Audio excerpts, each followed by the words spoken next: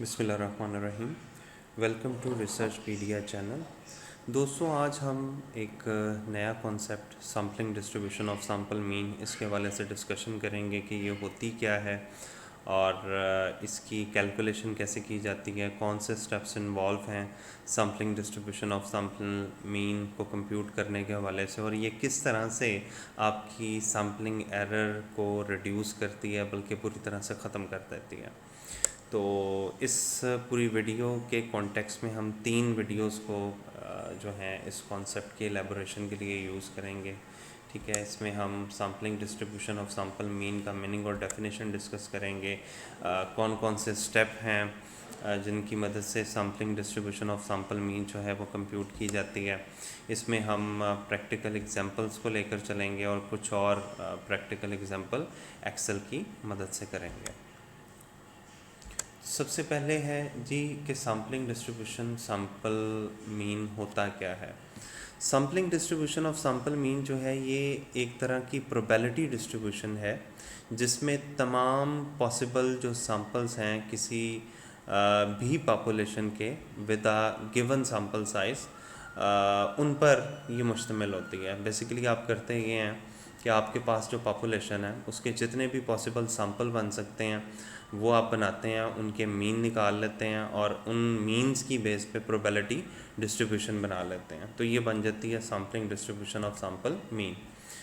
If repeated random sample of a given size n are taken from a population of values for a qualitative variable where the population mean is mu and the population standard deviation is sigma, then the mean of sample mean x bar is equal to the population mean.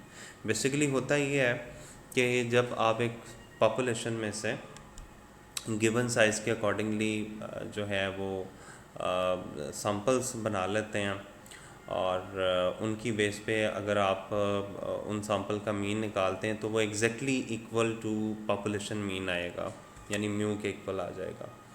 अब इसमें कुछ चीज़ें हैं like अगर हमने sampling distribution of sample mean compute करनी हो तो पहला स्टेप होता है कि आपने पॉपुलेशन मीन यानी म्यू को कंप्यूट करना है।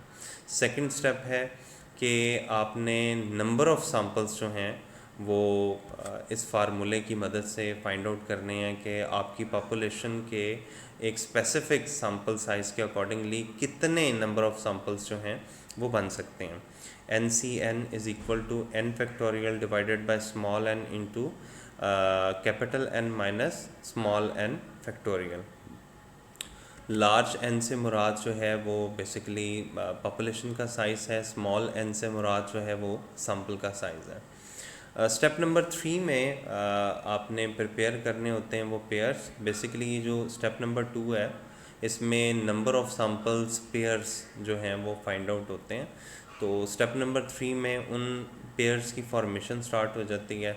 ठीक है, और पेयर फॉर्म करने के बाद स्टेप नंबर 4 में जब आप जाते हैं तो आपने इन्हीं पेयर्स के मीन जो है वो कंप्यूट करने होते हैं और इन पेयर्स के मीन कंप्यूट करने के लिए pair mean divided by number of values, ठीक है, उसके ज़रिए आप पेयर मीन फाइंड आउट कर लेते हो।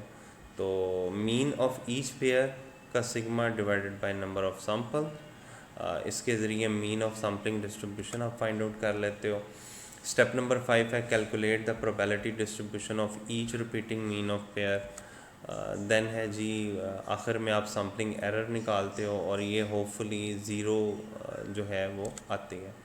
और स्टेप नंबर 7 में compare the population distribution with sampling distribution graphically and infer your results.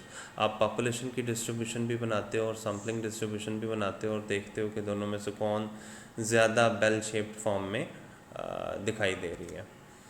तो ये था हमारा जो है basic concept regarding simple sampling distribution of sample mean, और इसमें हमने इसका मीनिंग अंडरस्टैंड किया, इसकी डेफिनेशन अंडरस्टैंड की और कौन कौन से स्टेप्स इन्वॉल्व हैं सैम्पलिंग डिस्ट्रीब्यूशन के हवाले से।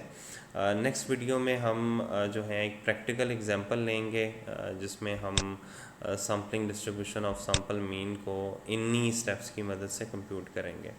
मज़ीद वीडियोस देखने के लिए चैनल को सब्सक्राइब करें और बेल के आइकन पे भी क्लिक करें। शुक्रिया।